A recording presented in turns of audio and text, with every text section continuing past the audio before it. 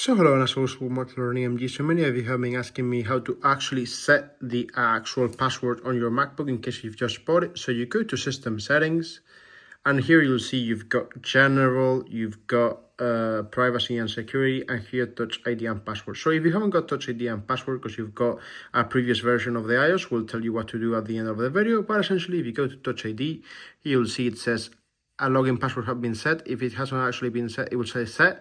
And here you've got different fingers. This has to do with the Touch ID setting of how to actually, use the Apple Pay and also the actual fingerprint. And in general, it works pretty awesome if you ask me. Obviously, if you do want to actually change the actual password, just click change and here you can set the new one, okay? And if you've got previous versions, essentially it will be either in privacy and security, usually it's around here, or in the actual general display, okay? It usually is also here.